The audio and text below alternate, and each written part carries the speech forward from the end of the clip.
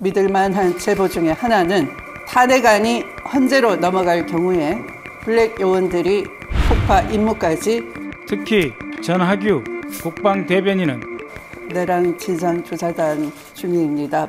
전 정보사령관이었던 노상원의 60 내지 70페이지에 이르는 수첩에서는 수거와 사살이라는 극단적인 표현이 들어가 있었습니다. 또한 조사단에 들어온 믿을 만한 제보 중에 하나는 탄핵안이 헌재로 넘어갈 경우에 블랙 요원들이 북풍을 유도하기 위해 청주 내수 기지 폭파 임무까지 부여받았다는 것도 알려졌습니다. 청주 내수 기지뿐만 아니라 대구에는 아주 중요한 공군 공중전투사령부가 있습니다. 청주, 대구에 대해서도 유사한 임무가 하달이 되었다고 합니다. 성주 사드 기지는 동맹 미국의 전략 자산이 있는 곳입니다.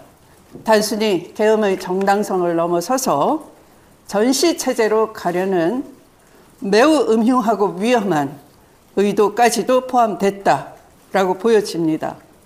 광범위한 수사 중에 놓치는 부분이 있어서 다시 강조해 드립니다.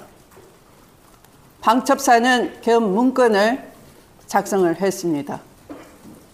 정보사는 그 실행을 담당했습니다. 그래서 12.3 내란의 두 주축은 방첩사와 정보사라고 할 것입니다.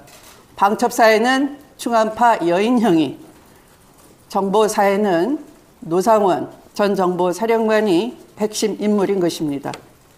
우선 정보사에 대해서 놓쳐서는 안 될 것은 정보사를 왜 실행기관으로 불법 조직을 만들었느냐, 정보사 수사 2단을 밝혀드렸는데요.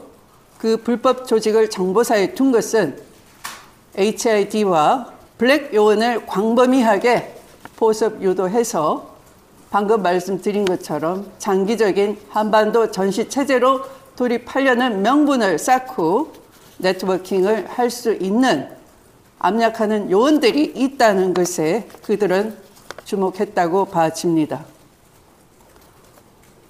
또한 점집은 단순히 노상원의 생계유지를 위한 수단이 아니었다고 봐집니다. 노상원은 정보에서 자라온 핵심 인물입니다. 그렇게 점집의 기능에 주목해야 할 것입니다. 블랙 요원은 탈북민뿐만 아니라 전 현직 정보사 요원들도 포함이 되는 광범위한 신상을 잘 드러내지 않은, 수사를 깊숙이 하지 않으면 알 수 없는 사람들이 포섭이 되었다고 봐집니다.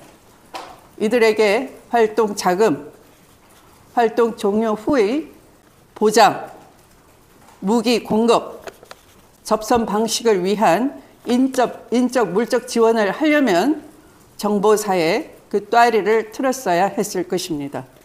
이 정보사 이 수사단의 광범위한 블랙 요원들을 전수 파악하는 것에서부터 수사가 이루어져야 할 것입니다. 두 번째로 방첩사를 절대 놓치면 안 됩니다.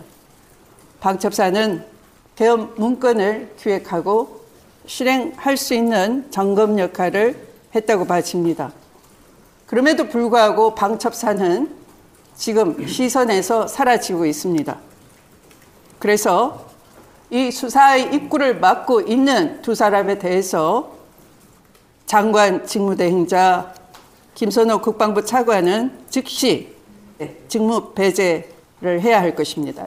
한 사람은 국방부 홍창식 법무관리관입니다. 홍창식 법무관리관은 24년 9월 9일 유재은 법무관리관의 후임으로 임용됐습니다. 2007년 육군본부 법제과장, 2017년에서 2018년까지 국방부 고등군사법원장 준장을 지냈고 2019년 2월에서 2023년 4월까지 법무법인 대륙아주에 있었습니다. 김용형관은 육군본부에서 2006년부터 2008년까지 약 2년간 함께 근무한 인연이 있고, 또 2021년 4월에서 2022년 3월까지 법무법인 대륙아주에서도 함께 있었습니다. 홍창식 법무관리관은 12월 3일 개엄 당일 개엄 문건에 대해 검토했다는 의혹이 있음에도 불구하고 수사의 주요 인물에서 빠져 있습니다.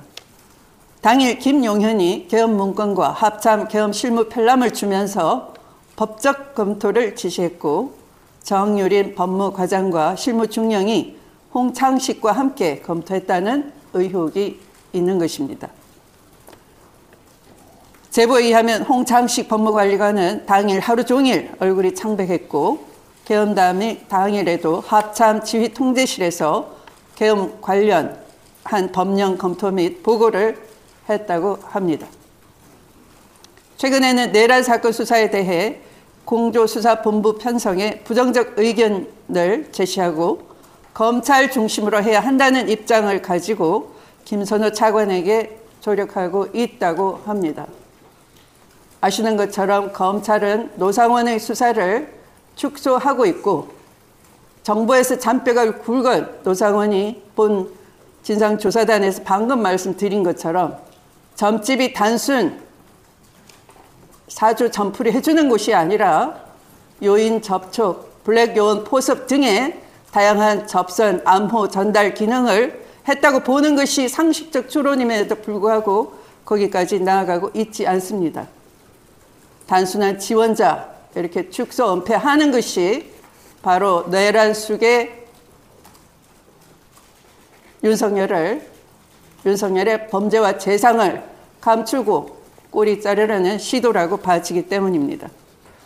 두 번째 핵심 인물은 준장 진급 예정자인 감사원 출신 우동호 방첩사 감찰실장입니다. 동인은 방첩사 내부 견제 감시를 위해 지난 정부부터 감사원 출신을 개방적으로 임용하고 있음에 따라 2024년 1월 파견된 인물인데, 계엄 관련 감찰 기능을 전혀 하지 않았습니다. 12.3 윤석열 내란 계엄 이후 오히려 엄격한 내부 통제를 하면서 내부 조직원들이 함부로 내부 고발을 하지 못하도록 입막음에 적극적으로 나서고 있고, 이를 어기면 항명이라고 겁을 주면서 내란 방조를 넘어 내란에 동조하고 있는 것은 아닌지 의혹이 제기되고 있기 때문입니다.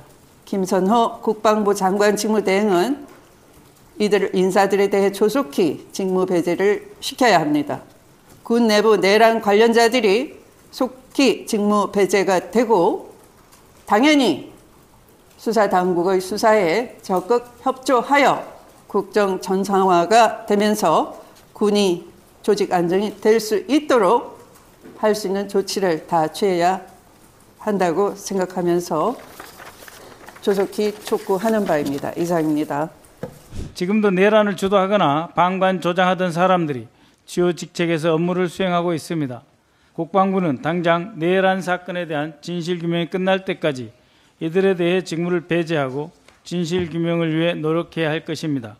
특히 전하규 국방대변인은 지금도 대변인으로서 내란을 사실상 옹호하는 듯한 발언을 이어가고 있습니다.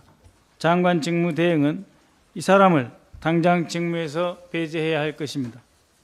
그거 외에 군검찰 자체적으로, 그리고 군사경찰 자체적으로 그러한 그 증거 인멸이나 이런 행위에 대해서 인지수사를 할 계획 같은 거는 세울 필요성을 느끼지 않습니까? 네, 뭐 인지되면 필요한 조치가 이루어지리라 생각합니다. 네. 그러니까 군검찰이 그 자체 수사를, 지금까지는 그 이번 사건의 주요 당사자가 군이다 보니까 국방부가 이른바 셀프 수사를 하는 것에 대해서 어떤 부담을 느꼈기 때문에 그 자제해왔다는 것으로 알고 있는데, 향후 지금 그 다른 수사기관에서 못하는 부분들 또는 여력이 없어서 못하는 부분들에 있어서 군 검찰 또는 군사경찰에서 자체 수사를 할 계획을 지금 그런 방침으로 바뀌었다, 이렇게 봐도 되겠습니까? 예, 아니 계획은 아직 없습니다만 검찰이나 경찰의 수사를 지원하고 만약에 그런 수사 외에 군 자체적으로 또 확인해야 될 부분이 있으면 앞으로 수사 진행 상황과 연계해서 또 국방부가 살펴볼 수도 있습니다. 네. 한 가지만 더 여쭤보면은 지금 국방부가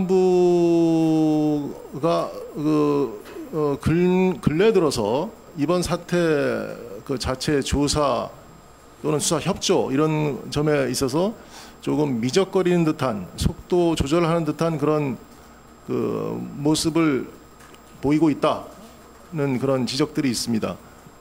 이와 관련해서 그 군의 그 보다조 전군 지휘관 회의 등을 통한 어떤 보다 확고한 입장, 이번 사태를 반드시 군이 책임지고 해결하겠다는 그런 확고한 입장을 밝힐 계획이 없습니까?